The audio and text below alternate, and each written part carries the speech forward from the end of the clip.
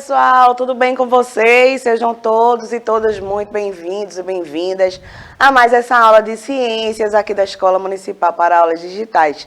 Eu sou a professora Maria Carolina e estou aqui hoje com a ajuda da Driele, nossa intérprete de Libras. Driele, seja bem-vinda à nossa aula e também, logicamente, com a companhia da professora Isabel Borges. Olá, professora! Olá, pessoal. Olá, Carol. Que bom estar aqui com vocês, pessoal.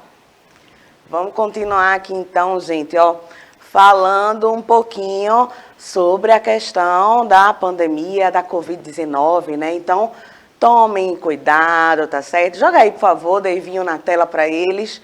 Olha só, gente, o protocolo de isolamento, as orientações aí, se você tiver sintomas positivos de Covid-19, então 7 dias aí, mais 24 horas, tá? De isolamento.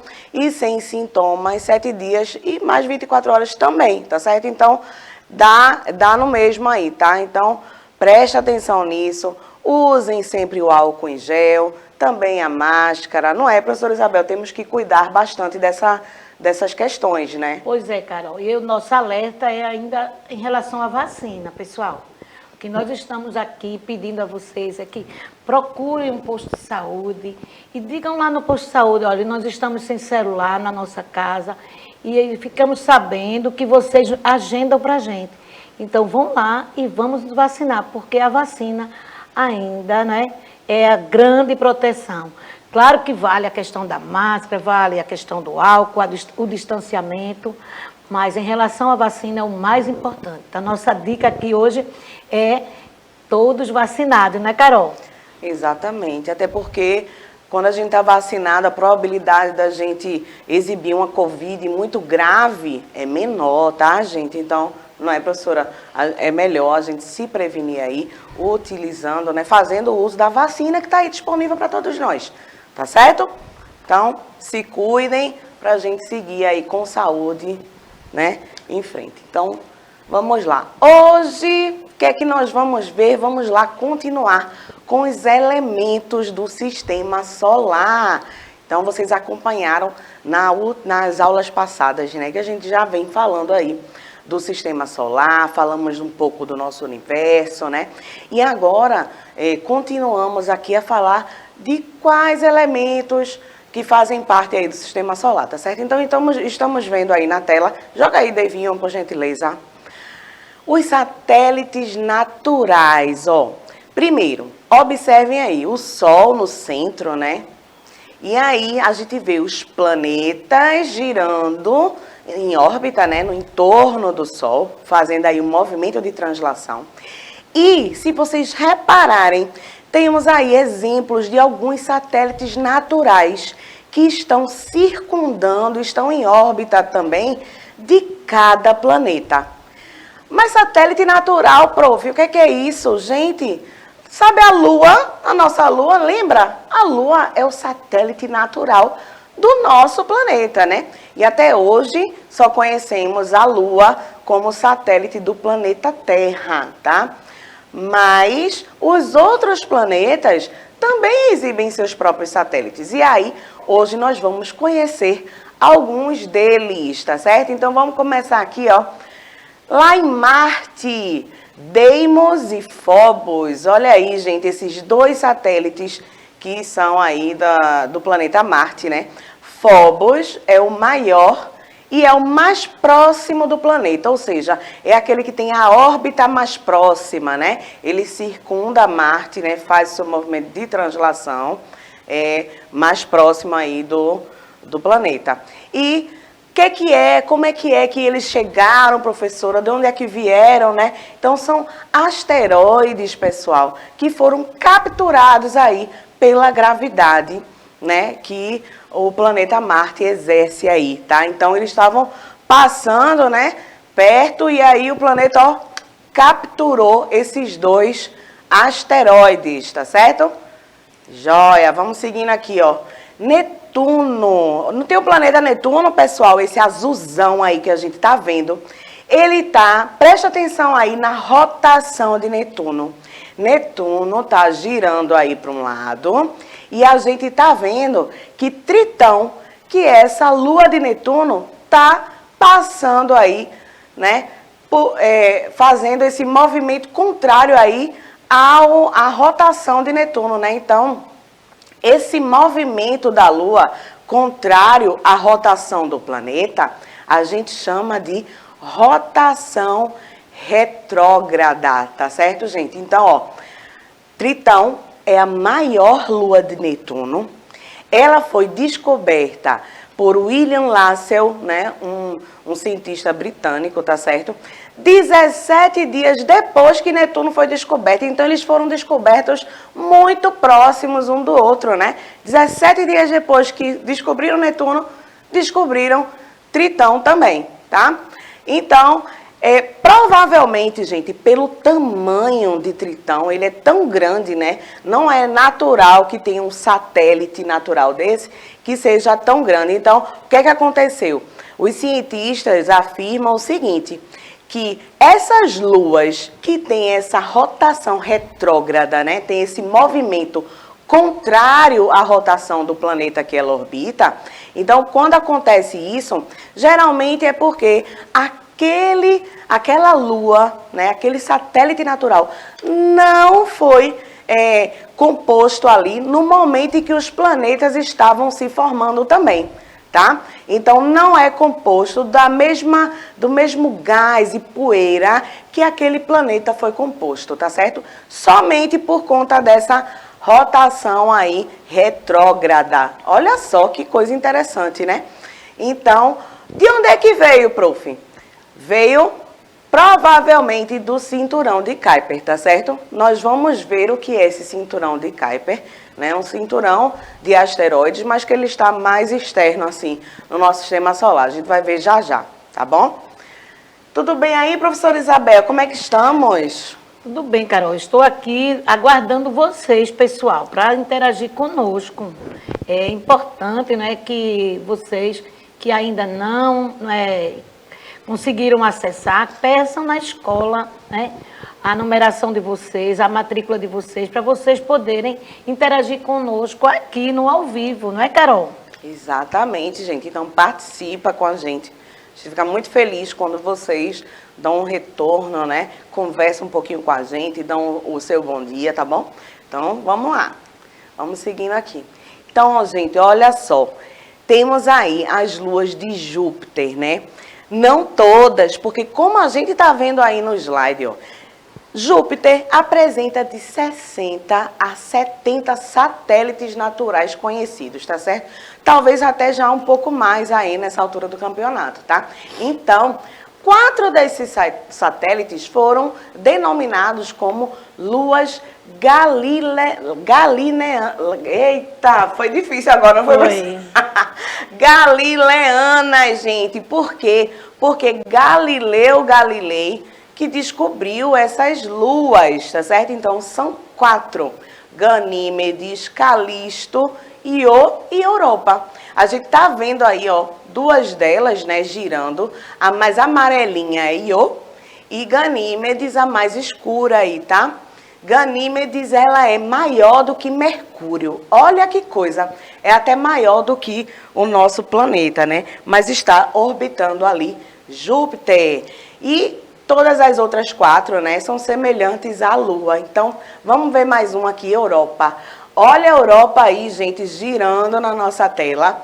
E temos também um esqueminha aí de como é que seria o interior dessa Lua, né? Pois é, gente, ó, Europa, ela é bem importante, assim, para as pesquisas, né, que a NASA e outras agências estão desenvolvendo, né? Principalmente a NASA. A NASA está de olho em Europa e também em outra lua que a gente vai ver já já, uma lua de Saturno, tá? Elas são bastante parecidas no seguinte quesito. Elas têm uma capacidade aí, né? Um potencial para abrigar vida, né? Então a gente acha, a gente quem, né? Os cientistas, né, pessoal, que estudam essas luas. Então, eles acham que elas têm uma capacidade muito grande aí para abrigar vida. além da Terra, né? Porque é o único lugar que a gente conhece que tem uma diversidade dessa de vida é a Terra. Mas isso quer dizer que só a Terra, no universo inteiro, tem presença de vida? Não, né? Então a gente está aí à procura, tá? A passos curtos, né? Porque o universo ele é cheio de surpresas, né, professora? E também a gente está indo aí seguindo essa tecnologia, né? A tecnologia está até rapidinho, eu acho, viu? Depois dos anos 70, né, professora?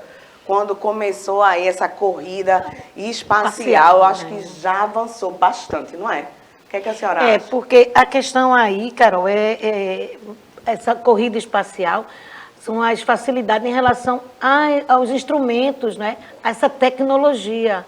Muita coisa que nós usamos aqui na Terra, no nosso dia a dia, foi desenvolvido para as pesquisas em relação aí ao espaço, a essa corrida espacial. Corrida porque o homem tem pressa de ir em busca dessas informações, né? E essas informações, muitas vezes, traz para a gente aqui na Terra um benefício. Então, tem muitas coisas bem simples, Carol. Vou dar um exemplo aqui bem rapidinho, né? Diga, professora. A papinha de bebê que é comercializada, né?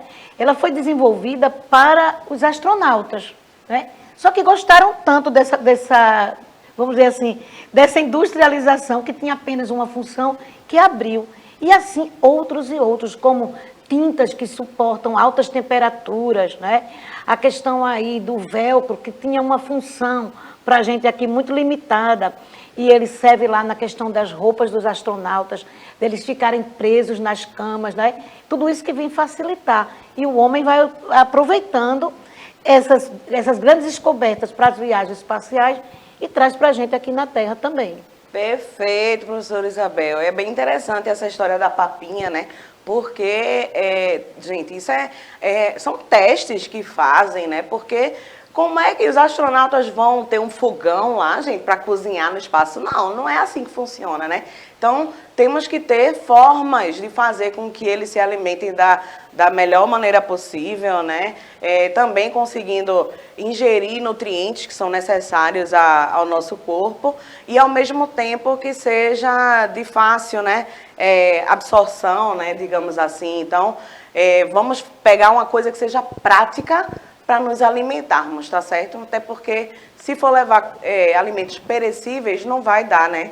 Diga lá, professora Isabel. E aí, mais uma curiosidade a respeito das viagens espaciais, Carol, são aqueles equipamentos lá da academia de ginástica. Eita, que Vocês legal. sabiam que aqueles equipamentos, né, foram feitos para serem colocados dentro dos locais, vamos dizer assim, que os astronautas iam ficar? Porque se eles demorassem muito tempo sem movimentar, e muitos dos músculos iam atrofiar. Então, o que eles fizeram? Condensaram, através de equipamentos, né, vamos dizer assim, um grande número de movimentos, né? E aí, o que é que acontece? Lá eles conseguiram fazer esses movimentos e não acontecia a atrofia. E aí, o homem vê que fica difícil fazer uma atividade física ao ar livre, né? Devido à questão meteorológica, devido à questão de segurança. Então, às vezes, não tem um parque junto, não tem uma quadra, não tem um campo de futebol. E aí foi quando começou a ser criadas as academias de ginástica. Então, quando vocês estiverem olhando para qualquer equipamento de ginástica que fica dentro de uma academia, vocês dizem, isso aí foi para uma pesquisa, né? Uma pesquisa em relação aí a esses astronautas não terem a atrofia. Olha aí, gente, que interessante, né? Os astronautas não podem ficar lá no espaço sem fazer exercício também, gente, porque aí tem aquela história da gravidade, né? E eles ficam lá flutuando, tá certo? Então, assim, né? Precisa fazer exercício, tá? Então, voltando aqui para a história da Lua Europa, né? Por que ela tem esse potencial aí para abrigar a vida? Joga aí, por favor, Devinho. Aí, a gente vê nesse esquema, gente, eu coloquei para vocês, ó, oceano líquido, essa parte azul aí, tá vendo? Tá representando um oceano subterrâneo aí, tá certo? Então tem água líquida, então por conta dessa água, a gente imagina que possa haver vida, tá certo? Mesmo que sejam micro-organismos, que já é uma coisa maravilhosa, tá certo? Então, olha só o que acontece nesse oceano, né? Tem essas plumas ativas. O que são essas plumas? São geysers, gente, mas de gelo, né? Leva aquela água toda lá para cima no espaço sideral, né? E depois ela cai, tá certo? Mas aí, a superfície dessa lua, da lua Europa, ela recebe muita radiação. É uma radiação muito intensa. Então, o que é que a gente acha, né? A gente, que eu digo, gente, são os pesquisadores, os cientistas, tá certo? Então, o que é que eles acham, né? Eles acham o seguinte, que se tem micro-organismos ali vivendo naquele meio aquático, quando eles são colocados, né, para o ar e depois retornam à superfície, talvez alguns deles tenham resistência a essa radiação e consigam sobreviver, nem que seja um pouco, tá certo? Então seria interessante encontrar esses organismos, tá certo? Saturno tem algumas aqui, ó, tô mostrando aqui algumas para vocês, tá vendo? Titã, Mimas, Tétis, Encélados e Dione. Mas aqui a gente vai falar um pouquinho de Titã, que é a maior lua de Saturno, é o segundo maior satélite, tá certo? E tem essa atmosfera muito densa. Uma coisa interessante de Titã é que ela se parece muito com... Tem umas características nela que se parecem muito, se assemelham com as características da Terra. É o único corpo espacial que é sabido que tem líquido superficial, ou seja, na superfície desse planeta, tá certo? E aí, ó, olha algumas fotinhas aí, tá vendo? Do seu lado direito, aliás, do seu lado esquerdo, existem aí uma foto com regiões montanhosas e lagos de metano, gente, em estado líquido. Então, quando eu falei líquido na superfície, eu tenho certeza que todo mundo imaginou, eita, tem água na superfície, mas não. Tem metano em estado líquido na sua superfície. Então, olha que coisa, né? Bem diferente da gente, mas as características se parecem bastante, né? Porque a gente vê aí as rochas e também essa superfície que apresenta esse líquido, apesar do líquido ser outro, né? Ser um líquido diferente. Tá certo? Seguindo aqui Encélado, olha só, Encélado parece muito com Europa nessa estrutura da Lua, tá, gente? Então tem um oceano líquido também abaixo dessa crosta congelada, olha como ela é branquinha na sua superfície. Já é sabido que existem moléculas orgânicas complexas aí nesse oceano, né, líquido, e as fraturas que tem na crosta vão ejetar parte desse líquido. É outra candidata a abrigar vida igualzinha à Europa. Olha como parece, gente. Tem esse oceano líquido aí, ó, essa parte azul, logo abaixo da crostinha branca, né, essa crosta de gelo, porque é uma lua extremamente gelada, né, gélida. E aí a gente vê na parte de baixo dessa lua, que existem aí, ó, uns jatos. Esses jatos são o quê? Esses jatos de água que são lançados no espaço. E dizem até uma coisa bem bacana aí, né, professora Isabel? Que esses jatos de água, quando são lançados, né, eles podem aí auxiliar a composição de quê, professora? A senhora lembra? Dos anéis de Saturno, né? Os anéis tão lindos aí que a gente conhece. Saturno é lindo demais, né, prof? Eu acho que é o mais bonito de todos, mas também nós já comentamos aqui, né? Que ele é o mais bonito, mas a gente também teme muito ele, né? Que a gente não sabe o que é que tem, o que é que pode acontecer em relação àqueles anéis maravilhosos. É isso aí. Então, ó, gente, continuando. Cinturão de asteroides. Olha só, gente. Numa das aulas passadas, né, professora Isabel mostrou para vocês aqui essa figura já, né, os planetas telúricos, né, os 4 primeiros, Mercúrio, Vênus, Terra e Marte. Entre Marte e Saturno, né, e Júpiter, desculpa, entre Marte e Júpiter, a gente tem aí esse cinturão de asteroides. Né? Então, entre os planetas telúricos e os planetas jovianos existe esse cinturão de asteroides. Que danado é cinturão? Olha aí, ó. O cinturão de asteroides, gente, nada mais, nada menos que... Cadê? Deixa eu ver. Aqui não tá mostrando, deixa eu ver. Agora, o cinturão de asteroides. Vocês estão vendo, ó, os 4 planetas telúricos ou rochosos ali no entorno do Sol. E depois dele, gente, tem uma órbita aí, ó, tem uma setinha apontando para essa órbita. Tem como se fosse não, né? Um monte de asteroides aí, seguindo uma órbita, né? Separando os 4 primeiros planetas dos 4 últimos, tá? Então, esse cinturão é o quê? Como se fosse um cinto mesmo, né? A gente está falando de um cinto. O cinto, ele não é usado para segurar a calça das pessoas, né? Ou, às vezes, não é nem para segurar, mas é só um artefato ali, uma coisa que é usada, né, um acessório que é usado pelas pessoas somente para compor o look, né? Pois é. Então, o cinto, ele circunda ali a cintura, né, das pessoas.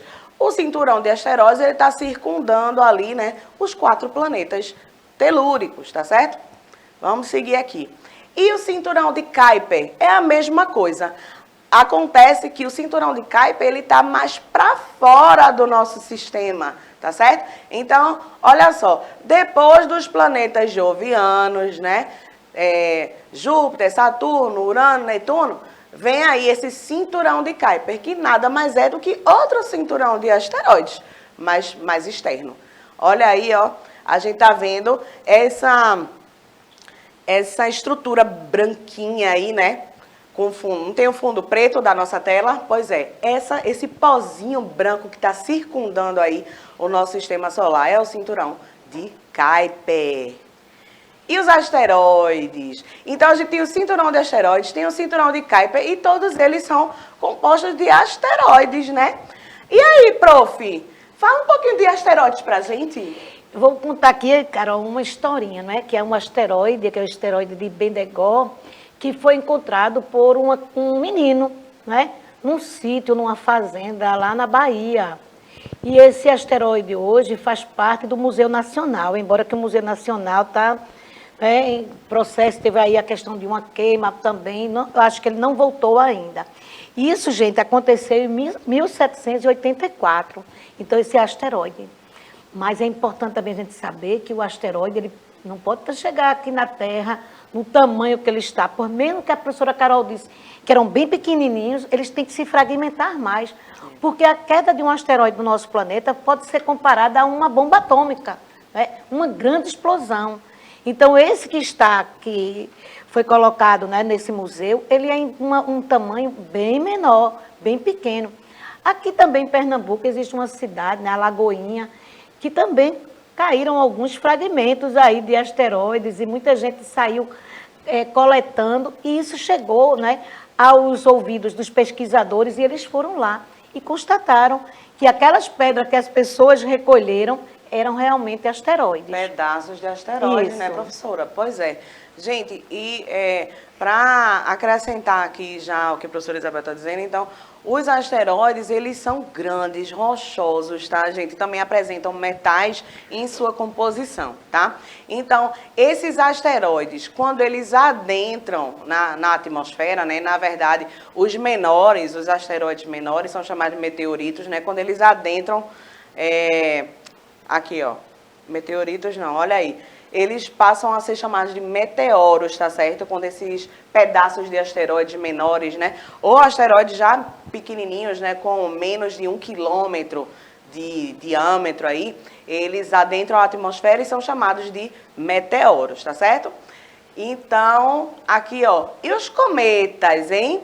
Os cometas são estruturas aí interessantes, né? São formados por gases e gelo, né, gente? E a gente conhece aí esses cometas, sempre pensa nessa cauda que ele tem, né? Essa cauda bonita, né? Essa cauda longa.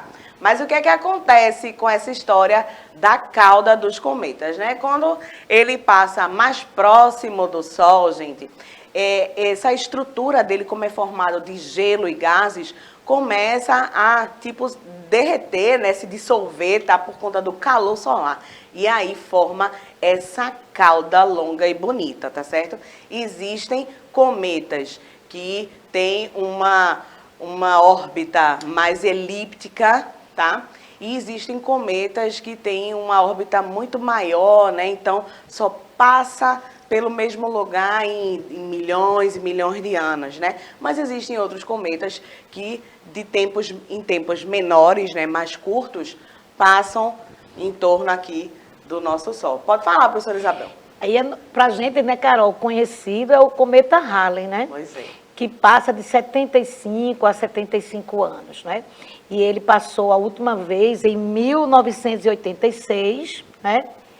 E foi assim, né? Sempre é muito esperado e só vai passar agora, gente, em 2061. Olha então, aí. vejam aí, né? Vocês vão estar aí todos observando, né? Essa beleza que é o cometa Halley. E outra coisa, Carol, o cometa Halley já foi temido no passado, então o homem do passado ele tinha medo, né, em relação a isso, porque era algo desconhecido. Eles achavam que era uma bola de fogo que ia bater na Terra, que ia chegar na Terra, devido a essa, como você colocou, essa luminosidade, né, que aparece aí quando ele passa bem próximo da gente. Porque ele agora está passando em algum lugar, mas está distante. Então vai chegar um momento que ele vai, a órbita dele, né, aí é de 75, em 75 anos, vai passar aqui para a gente. Olha aí, é um tempo relativamente curto, né? Pelo menos uma vez, eu acho, durante a vida do homem, talvez ele pegue, né, esse asteroide aí, consiga ter essa graça aí de assisti-lo, né, passar perto da Terra. Então, ó, gente, os meteoros, como eu falei, né, são esses asteroides menores que entram na atmosfera terrestre, né, e começa a pegar fogo, né, passa ali na termosfera, que tem uma temperatura enorme, né, muito quente, e aí termina pegando fogo. Alguns deles se dissipam, outros não.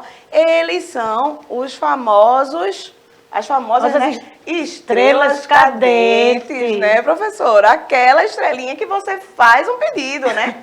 Pois é. Tem que ter cuidado nesse pedido, porque às vezes ele pode também, né, provocar alguma coisa aqui com a gente, né? Mas fiquem de olho que não é estrela não, gente, né, Carol? É estrela cadente só porque a gente vê aquela coisa brilhante, né, aquele ponto brilhante caindo, tá certo, gente? Então, vamos lá nos despedindo, professora Isabel. Pois é, Carol. Maravilhosa aula, né, pessoal? Tchau, tchau. Aguardamos vocês na próxima aula. Olha, gente, nós vimos aí, né, satélites naturais, cinturão de asteroides, cinturão de Kuiper, asteroides, meteoros e cometas. Nós aguardamos vocês na próxima aula. Fiquem com Deus, interajam com seus professores, façam perguntas. É importante essa interação de vocês, tá bom? Beijo, até a próxima. Tchau, tchau.